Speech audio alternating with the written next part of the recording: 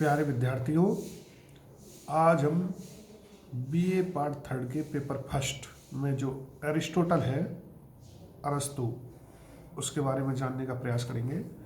अरस्तु ने संविधानों का वर्गीकरण किस प्रकार किया है, अरस्तु जी संविधानों के बारे में किस प्रकार की अपनी मंशा रखते हैं, उन्होंने जो अपनी पुस्तक है पॉलिटिक्स में इसके बारे में महत्वपूर्ण रूप से कौन कौन सी बातें कहेंगे, वो सब हम जानने का प्रयास करेंगे आज।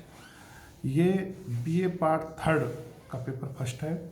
उसमें मेनली मुख्य विचारक बताए गए जिनमें पाश्चात्य राजनीतिक विचारक हैं, प्लेटो है, अरस्तु है, मैकियावेली है, हॉब्स रूसो है, कार्ल मार्क्स है, मिल है, बेंथम है, इत्यादि इत्यादि। तो अरस्तु की क्रांतियों के बारे में मैंने आपको बता दिया। आज अपन पढ़ते हैं अरस्तु ने संविधानों के वर्गीकरण के बारे में क्या कहा है। अरस्तु ने जो संविधानों के वर्गीकरण की बात की है, ये उन्होंने अपनी पुस्तक जो पॉलिटिक्स है उसके जो 8 भागों में विभाजित है, उसमें 3 और 4 अरस्तु ने उसके भाग 3 और भाग 4 में स्पष्ट रूप से लिखा है। अरस्तु ने संविधानों के जो वर्गीकरण की बात की, उससे पहले अरस्तु ने खुद ने 158 संविधानों का अध्ययन किया था। अरस्तु की मान्यता है कि संविधान के जीवन का एक तरीका है, यह नागरिकों की व्यवस्था है, यह राज्य का आधार है तथा उसके पदों को निर्धारित कर उनमें सत्ता का वितरण करता है। संविधान ही संप्रभुता को निश्चित करता है और उसके निर्माण तथा अंत से राज्य का निर्माण और अंत होता है। अरस्तु जी जो कहते हैं, यह संप्रभुता को निश्चित करता है तथा उन लक्ष्यों को निर्धारित करता है जिसके लिए लोगों का कोई समूह राजनीतिक समुदाय में एक हुआ है। अरस्तु ने अपनी जो पुस्तक है, रचना है, उसके 3 और 4 में इसका स्पष्ट रूप से विवेचन किया है। उसने अपनी पुस्तक के पार्ट 3 में जो लिखा है वो ये लिखा है, संविधान राज्य का एक ऐसा संगठन है जो सामान्यतः राज्य के पदों से संबंधित होता है। विशेषकर यह उस विशिष्ट पद से संबंधित होता है जो विषयों में संप्रभु है। संविधान को वो संप्रभु मानता है। पुस्तक 4 में उसने लिखा है कि संविधान राज्यों में पदों का संगठन है जिसमें उसके वितरण की विधि निश्चित की जाती है, सर्वोच्च सत्ता को निश्चित किया जाता है और जिसमें राज्य उसके सभी सदस्यों के उद्देश्य को निर्धारित किया जाता है। यह अरस्तु जी संविधान के बारे में अपनी पुस्तक पॉलिटिक्स में लिखते हैं। उपर्युक्त विशेषताओं के आधार पर हम ये कह सकते हैं कि अरस्तु के संविधान की प्रमुख विशेषताएं वो निम्न है। पहली, संविधान राज्य की रूपरेखा अर्थात आकार और स्वरूप को सुनिश्चित करता है। यह इस बात को निर्धारित करता है कि राज्य राजतंत्रात्मक होगा या कुलीन तंत्रात्मक या प्रजातंत्रात्मक। अरस्तु ने जो संविधानों का वर्गीकरण किया उसमें इस बात को विशेष रूप से लिखा है। संविधान राज्य के पदों तथा उसके स्वरूप को निर्धारित करता है। यह भिन्न भिन्न पदों में सत्ता वितरण करता है तथा उसकी सीमाएं निर्धारित करता है। संविधान सर्वोच्च सत्ता को निर्धारित करता है। उदाहरणतः कुलीन तंत्र में यह धनिकों के हाथों और प्रजातंत्र में यह लोगों के हाथों में होती है, जो सत्ता होती है। संविधान राज्य तथा लोगों के जो लक्ष्य है उसको निश्चित करता है। यदि लक्ष्य सामान्य हित है तो संविधान का स्वरूप सही है और यदि लक्ष्य विशेष व्यक्ति या वर्ग के हित में है तो उसका जो लक्ष्य है या उसका स्वरूप है वो निकृष्ट है। तो अरस्तु जी ये कहते हैं कि संविधानों की एक व्याख्या की है उन्होंने कि किस आधार पर संविधान होने चाहिए और हमें उसके अनुरूप ही संविधानों का पालन करना चाहिए एवं उसका व्यवहार करना चाहिए। ये आधुनिक संवैधानिक विशेषताओं से अगर अपन बात करें उसकी, अरस्तु के संविधान की, जहां अरस्तु के लिए संप्रभु सत्ता शासन में निवास करती है वहां आज यह राज्य में निवास करती है। दूसरी बात यह है कि अरस्तु के लिए संविधान राज्य और शासन समानार्थक है, वहां आज शब्दों में स्पष्ट अंतर हमें समझा जा सकता है।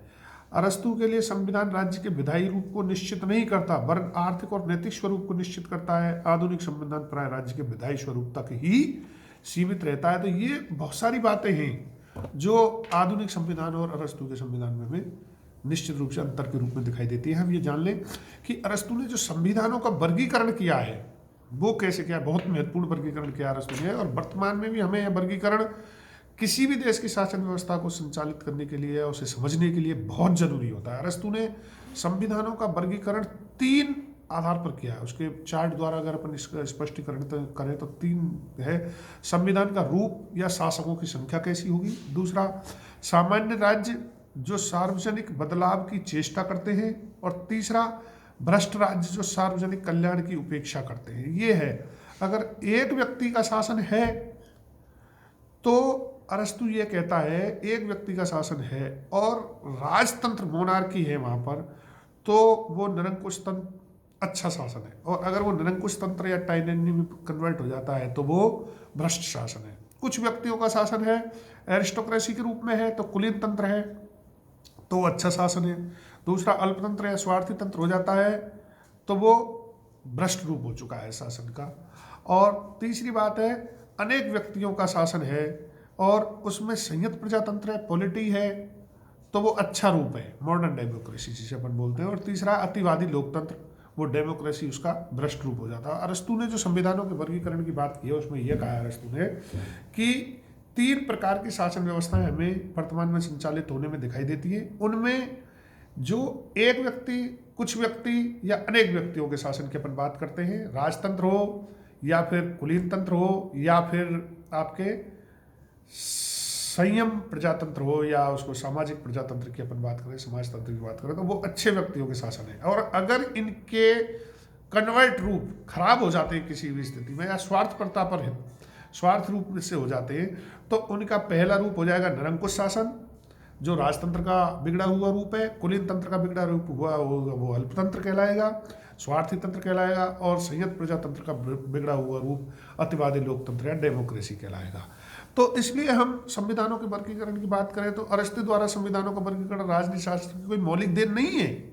उसने प्लेटो द्वारा स्टेट्समैन में किए गए राज्यों के वर्गीकरण को ही इसका आधार बनाया। अरस्तु ने संविधानों का अपना वर्गीकरण 2 सिद्धांतों के आधार पर किया है। पहला तो संख्या अर्थात शासन कितने व्यक्तियों में निहित है। दूसरा, लक्ष्य या उद्देश्य अर्थात राज्य को उद्देश्य सार्वजनिक हित या स्वार्थ साधन। उद्देश्य की दृष्टि से अरस्तु ने राज्य में तथा संविधानों को 2 भागों में व्यक्त किया है। पहला स्वाभाविक रूप और दूसरा है विकृत रूप। जब राज्य शक्ति का प्रयोग जनसाधारण के हित में किया जाता है तो उसे अरस्तु द्वारा स्वाभाविक रूप बतलाता है, किंतु जब उसका दुरुपयोग स्वार्थ सिद्धि के लिए किया जाता है तो वह उसे राज्य का विकृत रूप बतलाता है। संविधान के 3 रूप, एक तंत्र, कुलीन तंत्र और संयुक्त प्रजातंत्र, कानून प्रिय है। ऐसी अवस्था में राज्य जो है शुद्ध और जनहितकारी होता है, परंतु कानून विरोधी हो जाने के कारण उपयुक्त 3 संविधान भ्रष्ट हो जाते हैं। उनमें शासकों की संख्या वही रहने पर उसका उद्देश्य बदल जाता है। ये जानने की बात है कि जो 3 रूप हैं मैंने आपको बताए हैं, अगर उनका उद्देश्य सार्वजनिक हितों की पूर्ति है तो अच्छे हैं, अगर उनका उद्देश्य स्वहित पूर्ति है तो वो खराब हो जाते हैं, भ्रष्ट हो जाते हैं। ये हमें जान लेना है। और अगर अपन बात करें, अरस्तु के निकृष्ट रूप में संविधानों की व्याख्या करते हुए कहा है कि निरंकुश तंत्र एक प्रकार का राजतंत्र है जिसके सामने केवल राजा का ही हित होता है। राजतंत्र ये जो गुणतंत्र या धनिक तंत्र है उनमें केवल धनिक लोगों का ही हित होता है। और कुलीन तंत्र, अतिवादी लोकतंत्र में जरूरतमंदी का इनमें से किसी भी में भी सामान्य सबका सामान्य हित नहीं होता है। इस तरह से अरस्तु के द्वारा ये व्याख्या की गई है। अब हम अगर माने इसमें जो खास बात है वो ये है कि अरस्तु ने जो संविधानों का वर्गीकरण किया है ये वर्तमान में किस हद तक है या नहीं है। अरस्तु के जो 6 पार्ट उसने बताए, 3 तो अच्छे रूप में और 3 निकृष्ट रूप में या भ्रष्ट रूप में। उनमें राजतंत्र, निरंकुश तंत्र, कुलीन तंत्र, धनिक तंत्र, संयुक्त प्रजातंत्र एक के बाद एक यह क्रमिक रूप से बदलते रहते हैं। यह एक पहिए की भांति है, एक दूसरे स्थान पर चले जाते हैं। संविधानों या राज्यों का यह परिवर्तन चक्र निरंतर चलता रहता है। और अरस्तु की धारणा है कि ऋतुओं की भांति सरकारों में परिवर्तन भी एक निश्चित क्रम से होता है। ये हम जान लें। प्रथम राजतंत्र है और जब यह सामान्य हित को छोड़कर व्यक्तिगत स्वार्थ के लिए शासन करता है तो वह निरंकुश तंत्र का रूप धारण कर लेता है। क्रांति द्वारा जब निरंकुश शासन को अपदस्थ कर दिया जाता है तो कुछ योग्य और गुणी व्यक्तियों का कुलीन तंत्र जन्म लेता है और ये जब भ्रष्ट हो जाते हैं तो अल्पतंत्र का जन्म लेता है। सार्वजनिक विद्रोह द्वारा जब इसे अमान्य कर दिया जाता है तो पॉलिटी प्रजातंत्र जन्म लेती है, और यह भ्रष्ट हो जाती है तो भीड़तंत्र या अतिवादी प्रजातंत्र जन्म लेता है। ये चीज़ें हम जान लें बहुत अच्छी तरीके से। और सबसे बड़ी बात है कि इसके बाद पुनः एक गुणी व्यक्ति व्यवस्था स्थापित करता है, और यह शासन के चक्र के पूरा होने पर पुनः सही चक्र शुरू हो जाता है, मतलब एक एक के बाद कुछ, कुछ के बाद अधिक लोग। और फिर इसके बाद जब ये अधिक में भी बिल्कुल खराब स्थिति में पहुंच जाती है तो कोई एक व्यक्ति आता है और जो संपूर्ण सत्ता पर अपना कब्जा धारण कर लेता है। अब इसकी आलोचना के अगर अपन आधार बताएं तो ये है, जो इसकी मुख्य आलोचना है, इसमें पहली आलोचना है कि इसमें मौलिकता का अभाव है। दूसरी आलोचना है कि वर्गीकरण के ठोस आधार नहीं है। जो अरस्तू ने वर्गीकरण कहा है, इसका कोई ठोस आधार प्रस्तुत नहीं किया। राज्य और सरकार में भेद अरस्तू ने नहीं बताया है। तीसरी, वर्गीकरण शासनों का है, संविधानों का नहीं है। चौथा, अवैज्ञानिक और संख्या का जो चक्र है, वो वर्गीकरण है, वो भी गलत है। अगला, आधुनिक काल में यह अनुपयुक्त है, क्योंकि आधुनिक काल में हम देखते हैं ज़्यादातर देशों की शासन सत्ताएं हैं जो वो सबकी सब लोकतंत्रात्मक शासन पद्धति पर ही आधारित हैं। कहीं कहीं हमें ऐसे दिखाई देता है कि जहाँ पर किसी एक व्यक्ति का शासन हो, लेकिन वहाँ भी कंट्रोल की स्थिति होती है किसी न किसी रूप में। अगला, आधुनिक काल में अनुपयुक्त है और श्रेष्ठ संविधान के संबंध में स्पष्ट है और प्रजातंत्र विरोधी बताई गई है ये व्यवस्था। अगला बिंदु है, सरकारों का चक्रीय सिद्धांत त्रुटिपूर्ण है। अरस्तू ने जो व्यवस्थाएं बताई हैं उसमें हम ये जान लें बहुत अच्छी तरह से कि जो शासन सत्ता है वो किस प्रकार की है। अरस्तू ने बहुत लंबे समय तक कई सारे संविधानों का अध्ययन करके फिर यह बात कही है। अब कोई भी विद्यार्थी को किसी प्रकार की समस्या हो तो मेरे वो व्हाट्सएप पर पर्सनल नंबर पर कांटेक्ट कर सकता है। ये मैंने आज आप लोगों को अरस्तू के संविधानों को वर्गीकरण बताया है। सभी विद्यार्थी किताब ले लें और उस किताब में से पढ़ने का प्रयास करें, बाजार से किताबें खरीद लें। कोरोना काल के दौरान हम आप लोगों को ऑनलाइन बताने की कोशिश कर रहे हैं चीज़ों को, लेकिन फिर भी जब तक आप लोग खुद किताब नहीं खरीदोगे तब तक कुछ भी संभव नहीं है।